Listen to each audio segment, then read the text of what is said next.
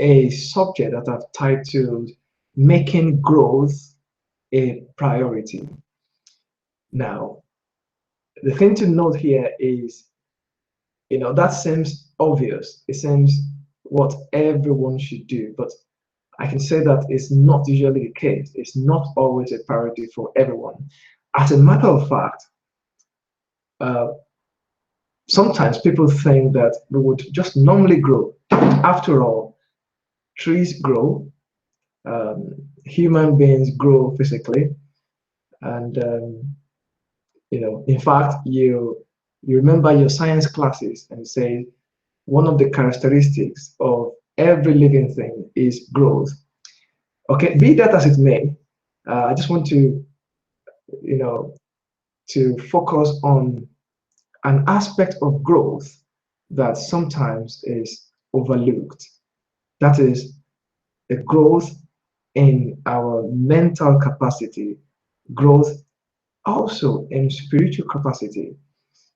Now, I can say that anytime you talk about true growth, we must view it as something that happens inside out. In other words, it is growth inside that fuels growth outside. Let me just quickly say that I will be sharing with you some of the things I've learned from my mentors, some of the people that I respect so very much. Um, if you talk about growth, growth inside is the fuel for external growth. Now, the thing is, whether we like it or not, change will always happen. Change will happen around us, change will happen where we are in the society, it will happen in the economy, it would happen in our various nations, cities, and around. In fact, change would happen technologically, and I'm sure you've seen a lot of that. So change is inevitable. It would happen. But the kind of change that really benefits us is the one that, number one, we are aware of, and the one that we uh, contribute to or that we make happen. So even though change is inevitable, growth is optional. Well, I'm told in my science classes that one of the reasons why the dinosaurs didn't survive was because they were slow to adapt. They couldn't adapt quickly to the changing environment, and so they fizzled out. Right now, that is probably instructive that if we somehow are slow to adapt or slow to change, then change might actually become undesirable. It would be something that is not beneficial because the individual, or in fact, the organization, is not able to adapt quickly to change, is not able to even stay a step ahead of the changing environment. If you look at this, this is why one of the things that organizations do consider is the threats that happen to them, especially to the competitive environment, because of the changes that are happening in that environment. And usually they will look first and foremost, well, they will look at the external environment to see what changes are happening. Are there new entrants into the competitive field? Are there new opportunities to take advantage of? Is technology changing? Is the society changing? Is the interest of the demographic environment changing? So organizations will look at the changes that happen around them to determine how best to respond to that changing environment. And usually what they then do is to look inside to consider the competencies or the capabilities they have to respond appropriately to those changes. And sometimes when they don't have needed or enough capacities, they would borrow some or hire people to fill in those gaps. So Well, we've just considered how that happens from a business perspective. How about how this really plays out in the life of the individual? Now, if you as an individual is growing, if you are growing, there are certain things that will become apparent. There are certain things that will be clear to see. So, number one, we should say that maybe, in fact, first and foremost, we should say that any growth that will happen at all will take us outside of our comfort zone. You know, there are things that we do almost as second nature. We don't even think about them anymore. It just happens. Sometimes you get into the car and you're driving, and you just have the feel about the driving. Number one, because you are used to the car, because also you are used to the road. It might be the route that you take to work every day. So you are used to it. Everything is internalized.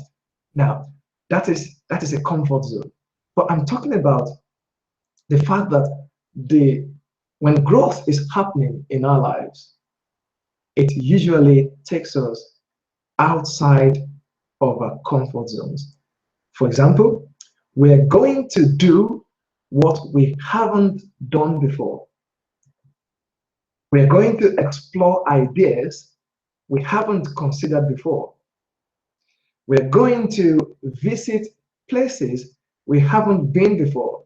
In fact, I think it was Mike Murdoch that said that if you want to create a new experience, you've got to go to a place you haven't been before.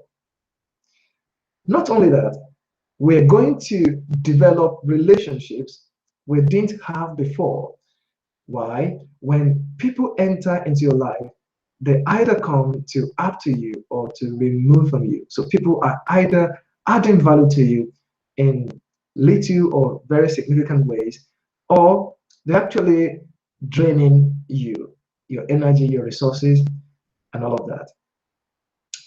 We are also going to have to learn things we didn't know beforehand, because learning, as a matter of fact, is what really changes our perspective.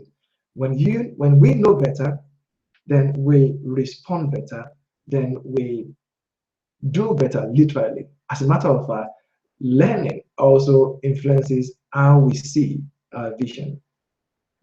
Again, we are going to do things we don't like to do. Now, all of these factors indicate that we are stepping out of our comfort zones. When you do something you don't like to do, obviously, that's not necessarily going to be comfortable. Now, one thing we should say is that sometimes we attend events.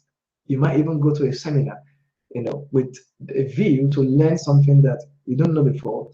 And I should say this, that I'm hoping that, all of us on this platform have lined up seminars or conferences that will help us to grow. So if you haven't, I'll just recommend that you consider a few, including attending the 10 quarterly events. I'm sure that would be helpful. The reason is this: when you get into into a new environment or a different environment, and you expose your mind to different ideas, then your ideas are either challenged or they are expanded. Sometimes you have to even change what you have, what you've considered so dear in your mind. When that happens, growth is starting to happen. Okay, now the thing though about um, say new experience or a new learning experience is that an experience is not really great until it changes us. Okay, nothing is great in life until a life is changed. I'm just quoting John Maxwell. Nothing is great until a life is changed. In other words, You may have, or we may have, very good events. In fact, for people who are maybe Christian in their orientation, so you go to a church, for example, and you listen to a fantastic message, and right there you are excited, and you're jumping on your seat. In fact, you're standing up and screaming. Right. At best, that is a good experience. It only becomes great when we take the next steps, which is we evaluate what we've learned and we look at the actions that we must take to do something about what we've learned. So what I'm saying is this: what we do about what we learn is what turns a good experience to a great experience. In fact, that's what changes life. So that's why we say that, or that's why I believe John Maxwell says that a good experience becomes great when it changes a life. Think about how many information we have currently. I mean, you can think about how many books you have read or that I have read. Think about the many informative uh, learning, the messaging that we've heard, or even what we've learned all through our schooling life, including from our homes. Now, the things that have changed us, that have turned us into who we are now, are the things that we have applied. So, learning is only a first step. What happens is, if you would turn a good experience into a great one, you must do it through evaluation and purposeful action. On evaluation and purposeful action. So if you're taking note at all, those would be two things to really note: evaluation and purposeful action. Now, evaluation, what it does really is it produces insight. Purposeful action produces the goods. That's really where the meat is. Now, so therefore, we can't bank so much on the information we've had because an event doesn't really make anyone victorious. Okay, now the result of greatness is actually in people. It depends on what an individual decides to do with what he or she has learned or acquired. In fact, look at this. There are many gifts and talents that are resident in all of us. Some of them have been quite dormant. They've never been used, or they get used, accidentally. They get used, I mean, out of, some in a sort of haphazard way. That is why those gifts and talents haven't really benefited us. You would consider people who have honed their skills and then honed their talent, have done something about it to develop it, and they are the people we celebrate today. So if you think about somebody I like to talk about a lot, Usain Bolt. Usain Bolt has the height, he has the athletic build. As a matter of fact, you need to see his videos in the early days.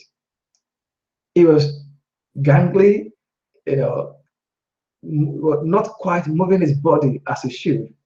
But as the young man got under the right coach and he submitted himself into training, which is not always comfortable.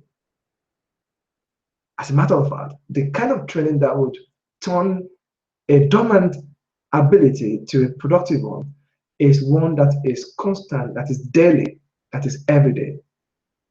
So this young man simply, well, not quite so simply because it's not an easy thing, put all of that ability inside of him under a coach and under exercise, under training. And we see the fastest man in the world as we speak.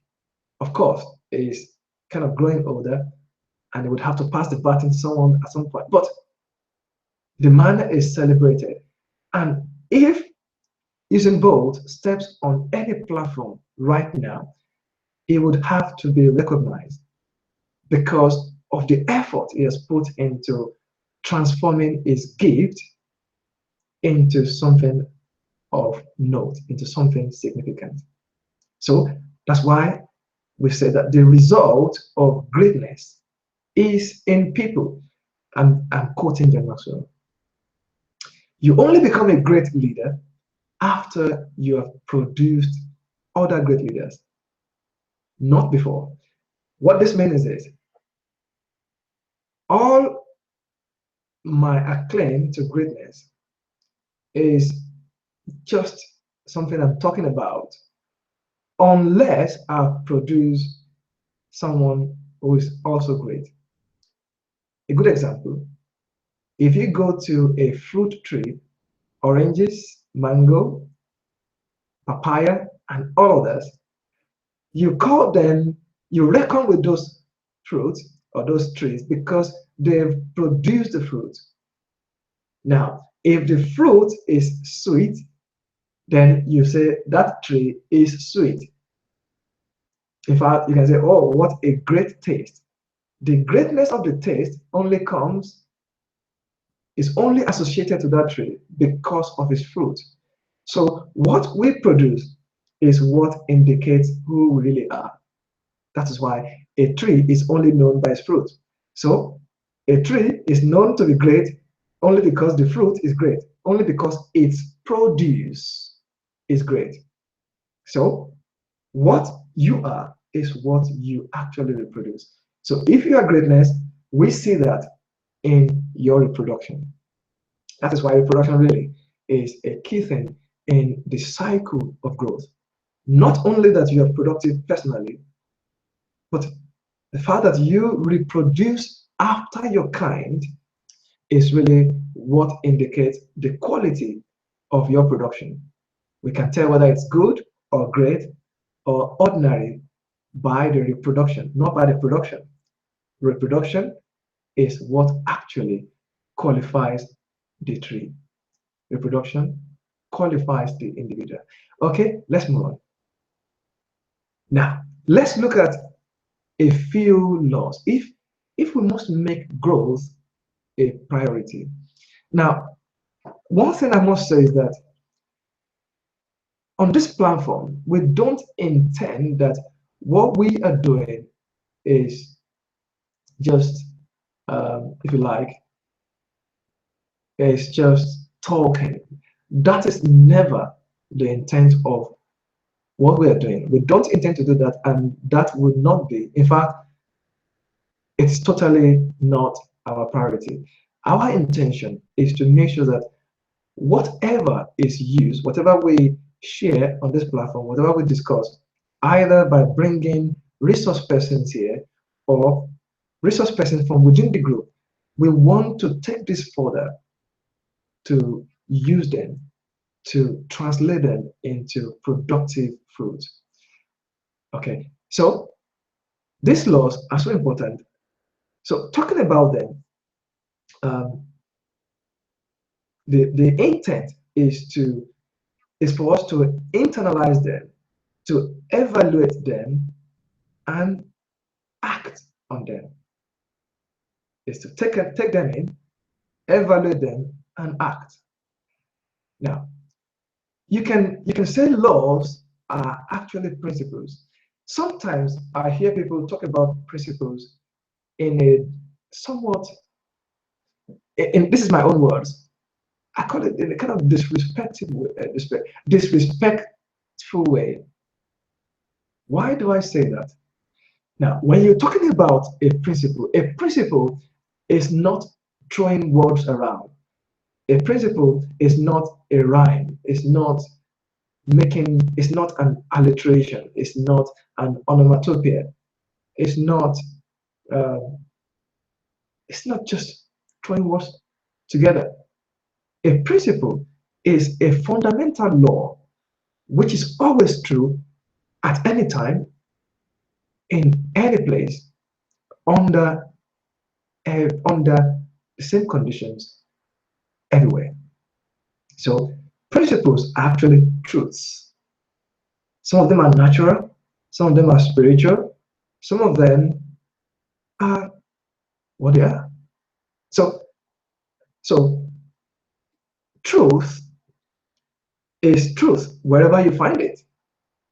You can't, you see, that's why scripturally you say you cannot do anything against the truth but for the truth.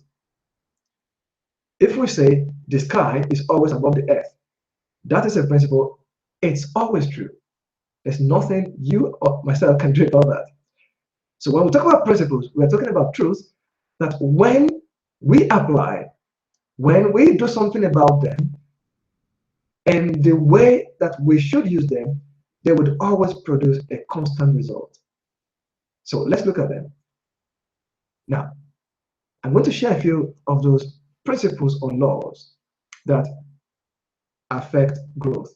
Now, this is always true anywhere, any day, for any persons, for any group, for any organization, in any place, in spite of culture, race, creed, or what have you. Number one, the first principle here is the law of intentionality. I know we've said this a few times on this platform, and as a matter of fact, there is an indication to that. We allude to that every time we share on this platform, every time we bring people here. And the law of intentionality says that growth is the only guarantee that tomorrow is going to get better. In my note here, I should have John C. Maxwell. You see, a man is only as good as all of the individuals that are contributing to him. So you don't need to wonder if I'm connected to the master or not. I am. Growth is the only guarantee that tomorrow is going to get better. And that's because you and I, in fact, no individual can grow. No individual will grow unless you are intentional about growth. Growth is impossible unless you are intentional about growth. I'll mention somebody who is on the platform. So I talk about EK, and this is not pre-planned. EK, for example, has written 2 books. Now, books don't just happen. You must be intentional about writing books before you write them. So the young man got away from people, he put his head down and started scribbling everything that he has on his mind, including what his letters were. And so you have 2 books produced by this young man. That's because there is intentionality that's backing up that effort. The other thing is that growth is not automatic. It won't just happen. As a matter of fact, when you let growth, up to chance, what you actually have is retardation. That's because growth is not automatic. It's not automatic. The conditions must be created for growth to happen. Putting a seed into soil is not a guarantee for growth. If I put it in the wrong soil, if the conditions are right, if I put it in an environment where there's drought, then growth will not just happen. So which means we must pay attention to every factor, all the conditions that support growth. If you would grow at all, you have to grow on purpose. So for example, if it's good that we're talking about this at the beginning of the year, because I know that all of us, because that's what we do on this platform, we have goals, we have plans, we have aspirations, but those things will not happen unless the conditions that will make them happen are created. Now, there are two questions I want us to consider that would indicate our potential. I mean, if you want to know, am I going to grow at all? If am I going to grow and be successful? Just consider these two things. And I think you want to write this down.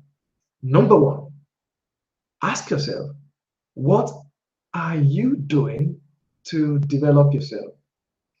And that's because of that same inside out principle that whatever would happen outside must begin inside.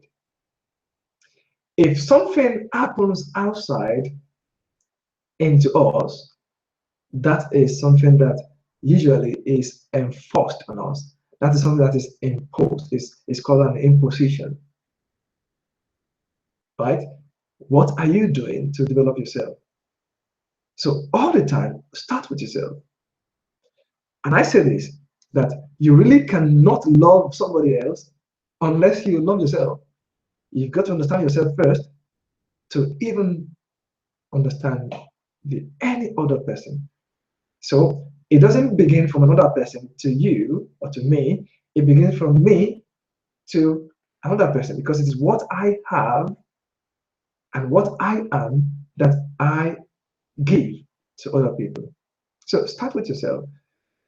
You can't give what you don't have. Now, the secret of success, that's our second point, is personal growth.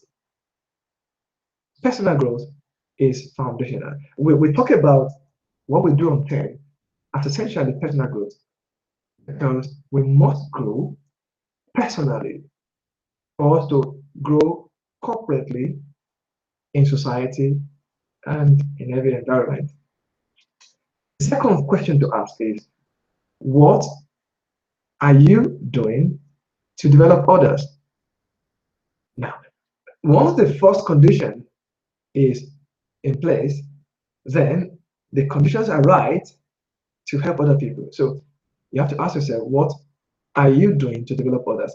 I'm saying this because one of the things that should always happen is mentoring or contribution. Now, in your own circle, in wherever it, I really don't mind, or it's not important how big or small it is.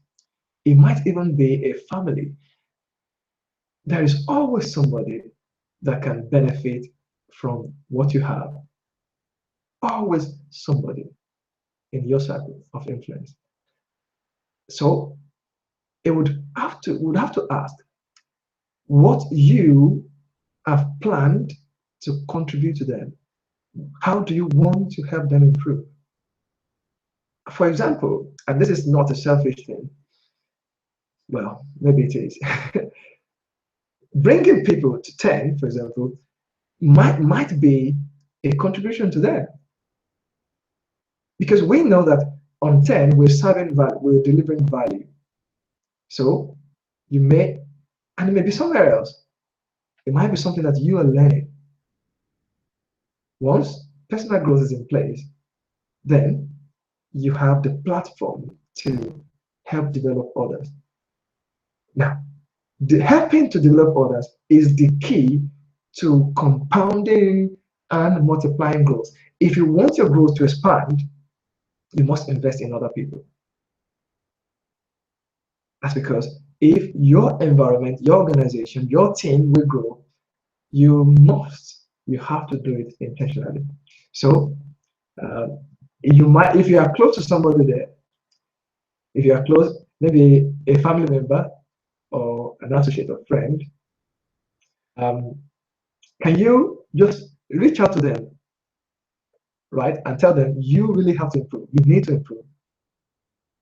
Well, how are we? This is when I wish we were together in a place so we can see all the expressions on everyone's faces. But tell them you really have to improve. Now, I can almost predict. I can almost predict that you said that, without any effort, no qualms at all. It's just gone out, right? But now, just talk to yourself. Just talk to yourself and say, I really have to improve. I really have to improve. You're not good enough just yet. You have to improve. Now, can I also predict that I can almost imagine that you didn't do that with enthusiasm as you did the first one. Yeah, but it's the truth. We have to grow. We have to improve. Now, if growth is so important, if growth should ideally be a priority thing, why don't we grow? Or why don't we make it intentional as it should be? Okay. Well, I know we would have our own ideas. It might be, oh, you know, I'm working so hard, and once I come back home, I'm just very tired, and I just want to sleep. Or sometimes, I don't have enough resources. I don't have enough money to do it. What are the reasons? That there must be a few, something that is kind of preventing us from doing as much. Or I'm just occupied all day. I'm doing too much.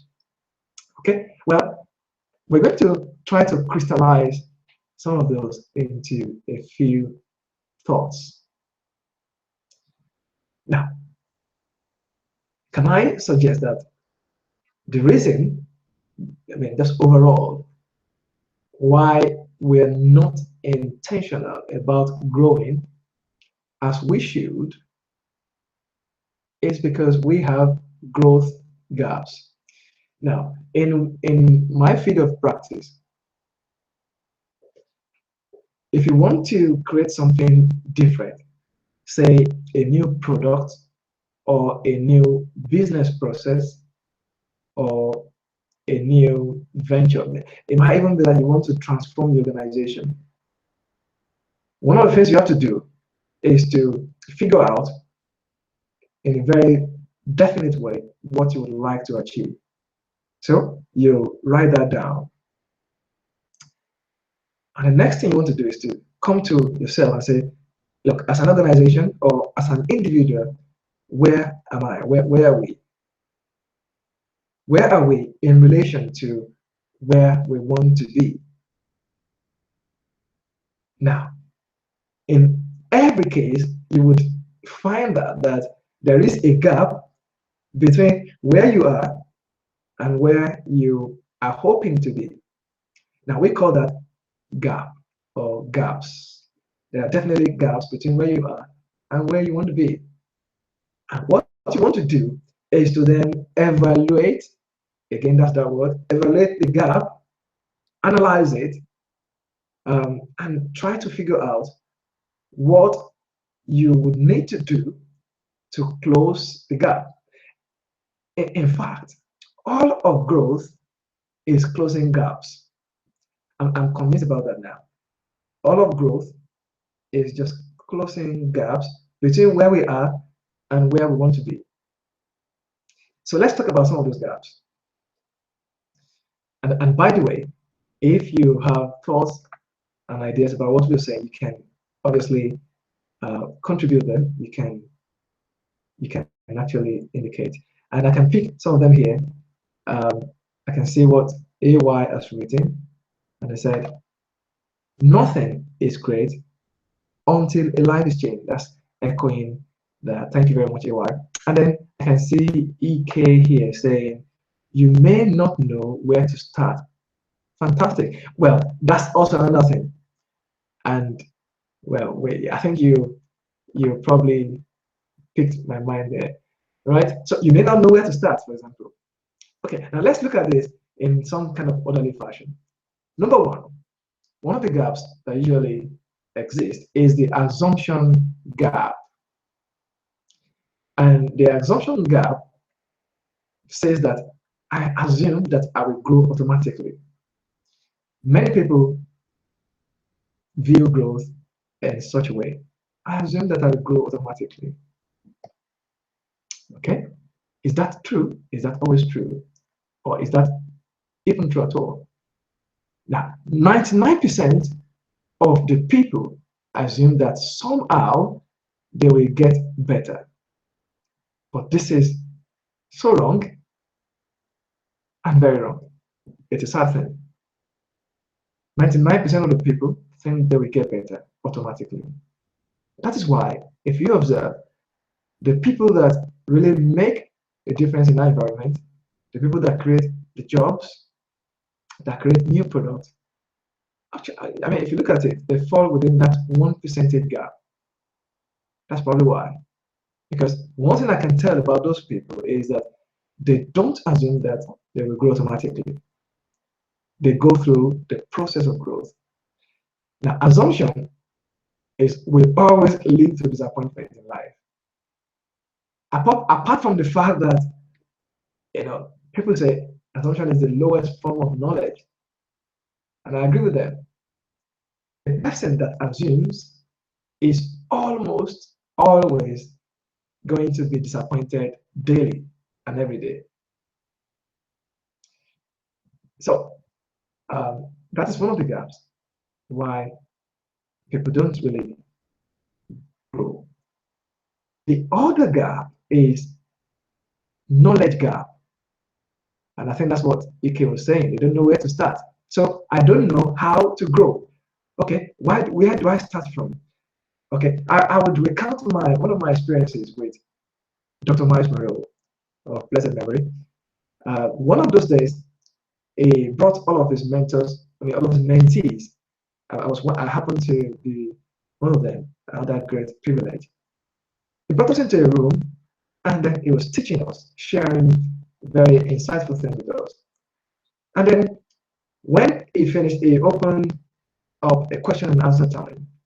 So I asked the question. I said, Dr. Miles, from what I see about myself, I think that I have a lot of gifts. I think I have a lot of talent. I'm musical, I'm artistic, I'm this and that. I can play drums, I can play keyboard, I can play bass guitar, I can play saxophone, and I like to write. And I said, now sometimes it's very hard to juggle all of this. And I said, so what do you think I should do? And his answer was immediate and very simple. He said, pick one. Pick one. Usually there is a dominant gift that attracts or that glues every other gift together. So if you're wondering where to start, I would say, what is the immediate need where you are? Or what is your aspiration? Where do you want to go? And then start doing what will help you get there first.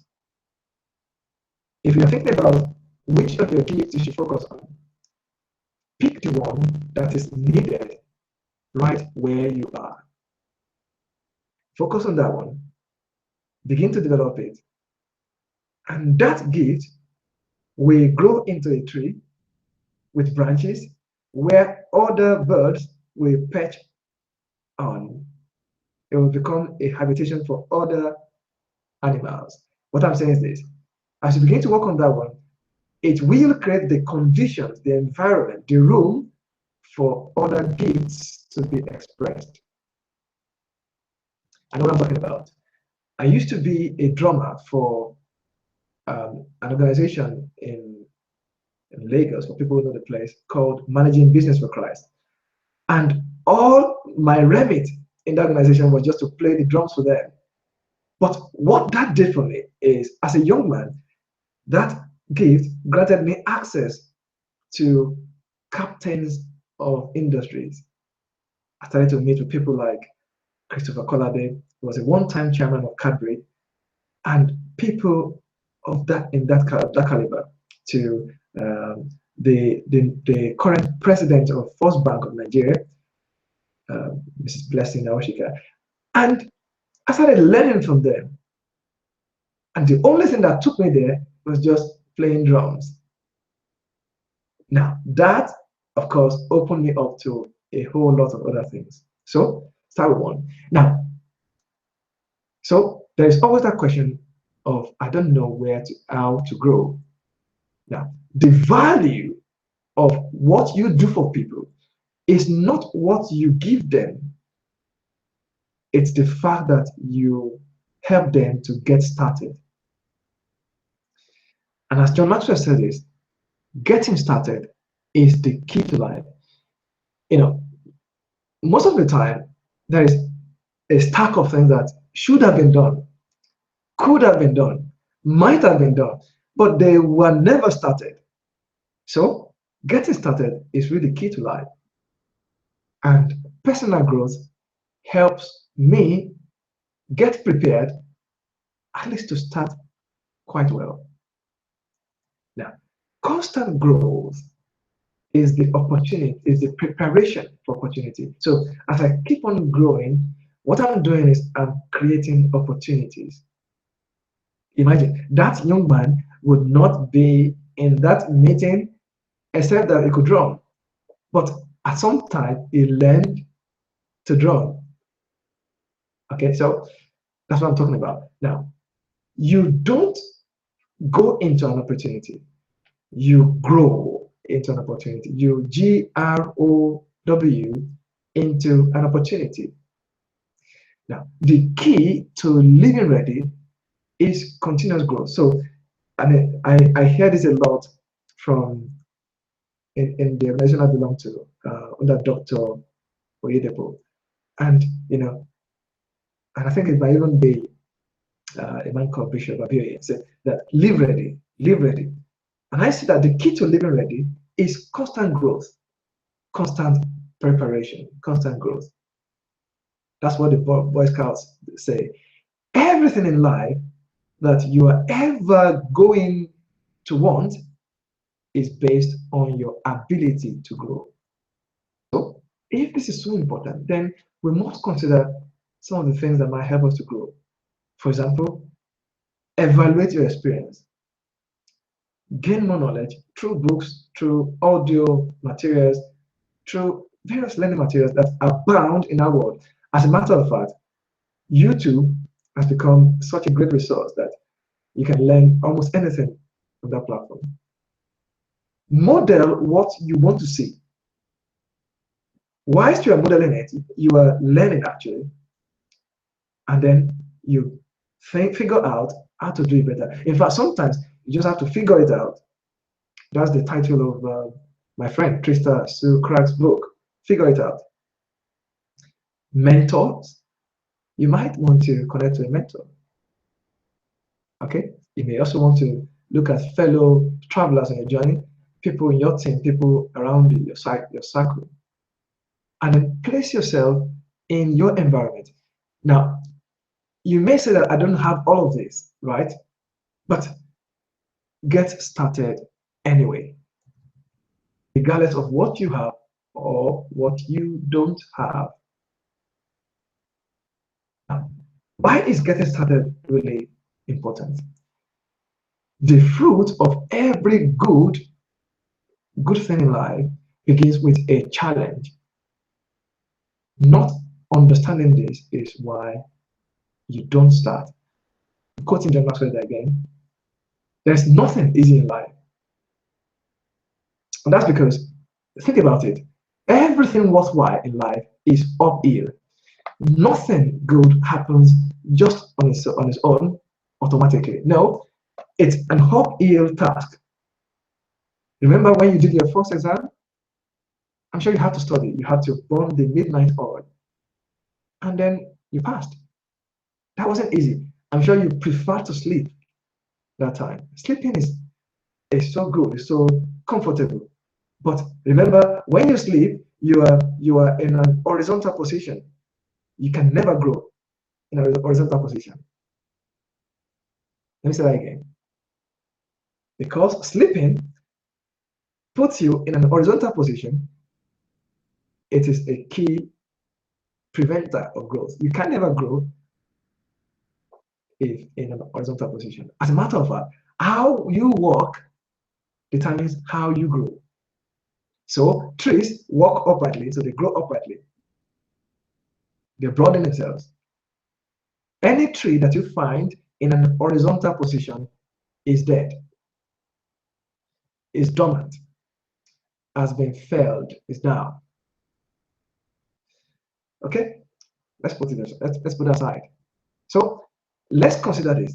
What you want to do, your growth, will not be easy. It's not. Look, let's comfort ourselves in this. Comfort when you know something ahead of time, or you have internalized something ahead of time. It brings comfort to us. Your growth will not be easy. I remember a gentleman called Tashla. He said, "May your path be rough." Well, it sounded harsh, but I think it's the reality of life. Now, it's not going to be easy. It's not going to fall on your laps. It will be difficult, but that's okay. That's part of the deal. And I can see Law here. Law just made a contribution, and it says, just a contribution. One of many ways of growth is leveraging on successful men or women in your choice endeavor. For me, I read the biographies of great men, learn invariable grow from their stories, and invariably grow from their story. Thank you very much, Law. That's a great insight. See, that's what I'm talking about. Mentors, successful people to create a learning environment for ourselves. Thank you very much, Lawrence. Now, let's try to bring this to a head. So let's talk about what an ideal intentional growth plan should look like. Of course, all of our unique environments are different, our unique circumstances are different, but this is more like if you like, a guide or a framework, if you like. So how do we, what should a growth plan, an intentional, a purposeful growth plan look like? And the other day I was just thinking about that word intentional. I think is the same word as being purposeful. Purpose.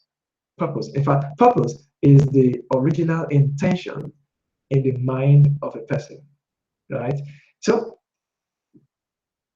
number one, make a commitment to grow intentionally. You see, maybe that's why people make resolutions. Once you make a decision, somewhere your internal energy seems to come together. And I'll tell you a quick story. Remember that young man who left home and wanted to just explore life. So he went into a far country, and it was quite notorious. So he spent all of the money, made friends that were quite destructive to his lifestyle.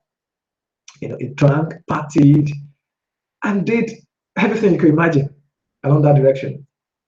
And ultimately, because he was not generating the funds, the money finished. It finished. It was not invested, it was not productive, as it were, and all of the funds dried up.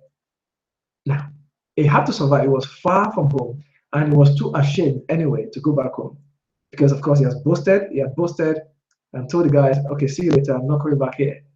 So it was down and out, and he went through some very difficult experiences that were alien to his upbringing.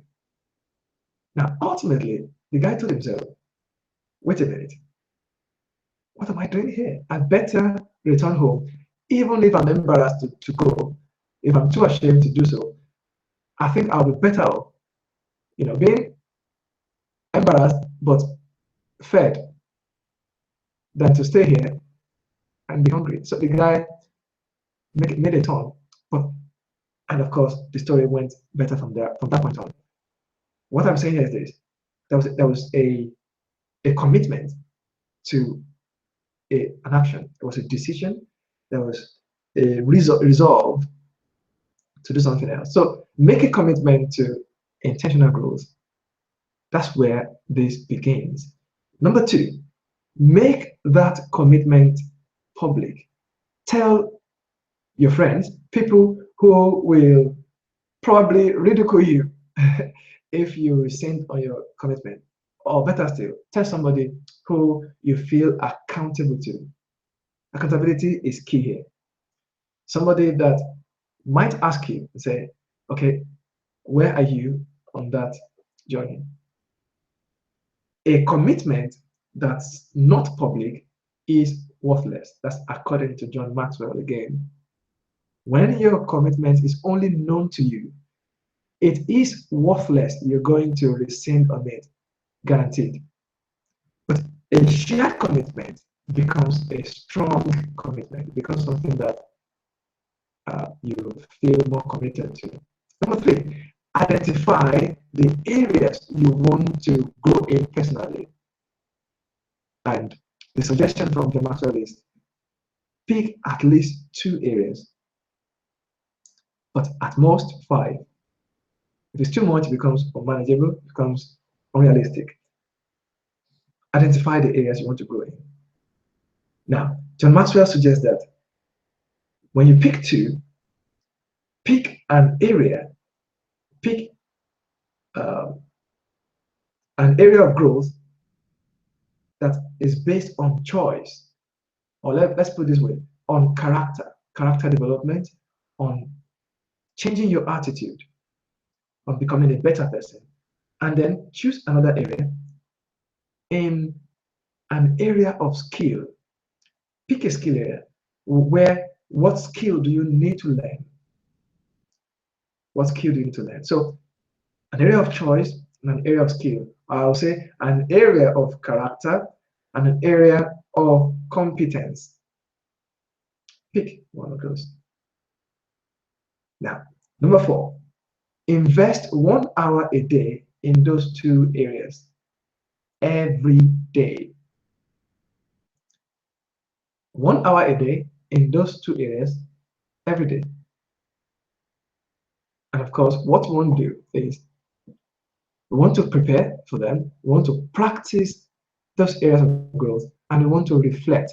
The reflection really is where that change happens. So, or reflection is where it becomes internalized, where you think about it, when you ponder upon it, that's where you can correct, improve, do something better, add to it, remove from it.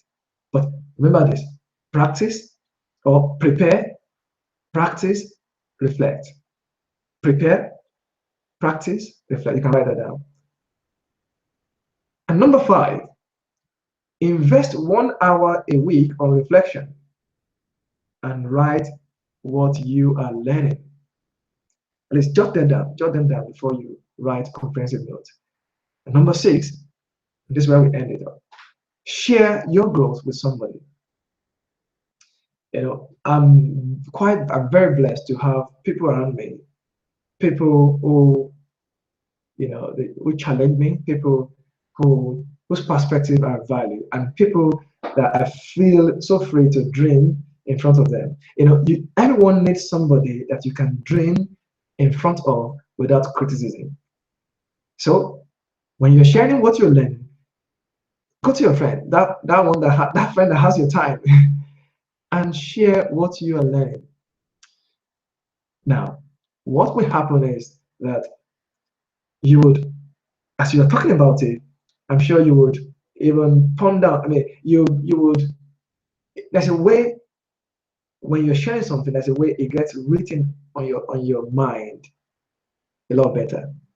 So, ask your friend, the one that really likes to hear you talk, and the reason is very simple.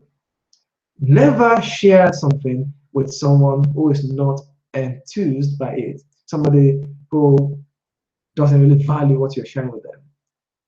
Don't spend time with people who are not thrilled with your progress. Start moving right now from there. I mean, I think it was Mike Murdoch that said that whoever does not value your wisdom does not value your time, and vice versa. Someone that does not value your time will not value your wisdom.